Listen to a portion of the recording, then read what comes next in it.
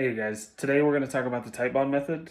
It's a background that I've been doing for a really long time that gets a lot of requests. And so I have a quick little video on the Titebond method. It is by far my favorite method for the tanks. As you can see, it is a pretty hard method. As far as touch goes, it dries really well. And plants do root into it incredibly well, and they'll slowly start to take over. This is a new tank modeled off of a specific region in Ecuador for some surprise frogs that we already have. So stay tuned and we'll get this video going. All right guys, let's get started. So the key to the Titebond mix is obviously Titebond. I'm going to get your background material. Typically I'll do 2 parts cocoa fiber to 1 part fine orchid bark. However, I am out of orchid bark, so we're going to mix a little ABG mix inside of it instead and kind of see what that looks like and where that gets us. I think the biggest mistake most people make on the background, the Titebond mixture, is not having their background mixture actually wet. And so the key to it is to have a moist background, so that way the glue can actually cure a little bit together. So I'm gonna get this mixed just dry real quick, and then we'll kind of see what it looks like, and we'll be right back.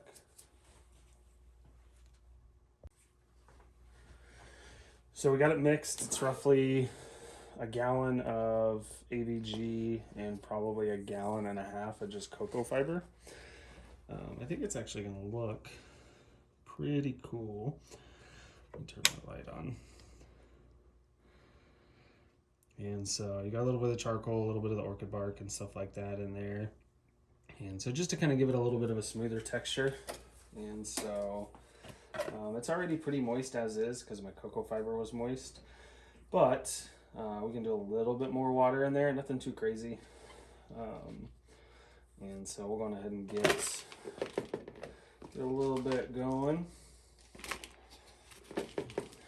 And so we're going to start off with about that much. I've actually only got one side of a 36-18-18 to do right now. And what we're looking for. So Titebond 3, when cured, is food safe, and so that's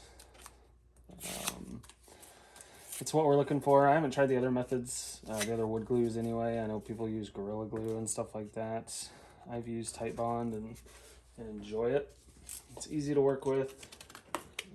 It's very messy, and so just be prepared for stuff like that. So the mixture, the consistency we're looking for, the best way I could sum it up is oatmeal. And so you might think you have enough glue in there. Chances are you don't. And so let's just get it globbing. Start there. This is the messy part. So the glue just kind of sits on top. Let's get it mixed. See what we can come up with. You can always add more glue later. If you have too much glue in it, I do notice that the background gets a little shiny. And so you can always kind of tweak it, add a little here, add a little there. You want it to kind of make that squishy sound whenever you're getting closer. And so that's pretty decent. I'm gonna do a little bit more wood glue in there. Make sure you scrape all on the bottom. And so mix with one hand, pour with the other. Now you just have glue everywhere. Let's see. Just get it all mixed up, mush it.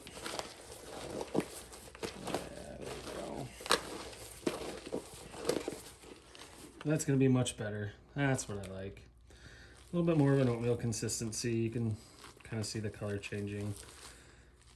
And so let me move the camera, we'll get set up on this tank, and I'll kind of show you how I do the one background side.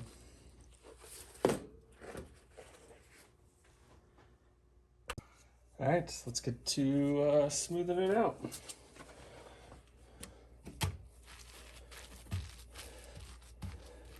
I always like to start with kind of my bracing, I guess. I don't know, where my surfaces are gonna meet together.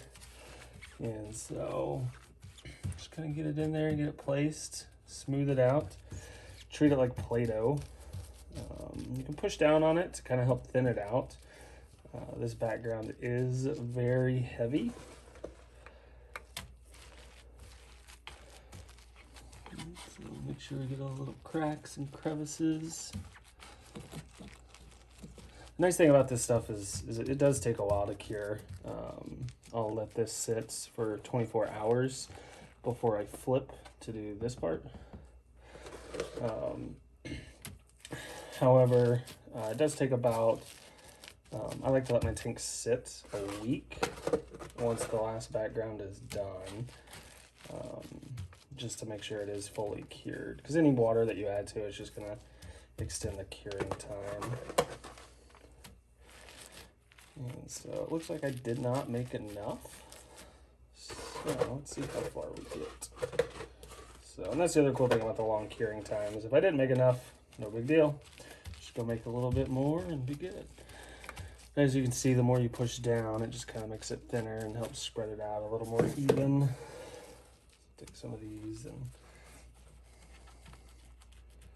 get it in these cracks and crannies.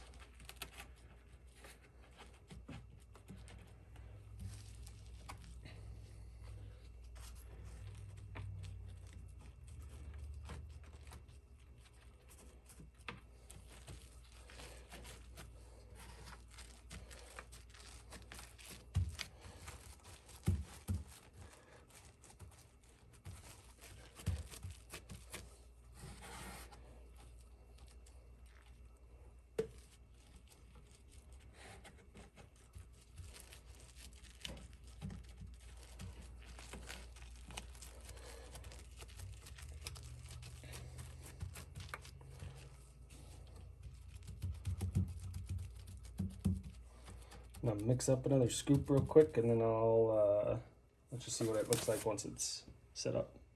And there it is. Super simple, super easy. You're gonna get all this stuff, but razor blade tomorrow, we'll get all that taken care of. So any of the leftover mix, like I actually had a decent amount of leftover, I typically just kind of shove like in these little cracks and crevices in the bottom so the frogs can't get out. This is going to take quite a bit because each one of these is going to be filled kind of like the side of a bank, mud-filled cracks and crevices and stuff like that. So we will do some speed laps for the back and the last side, and then do a planting video.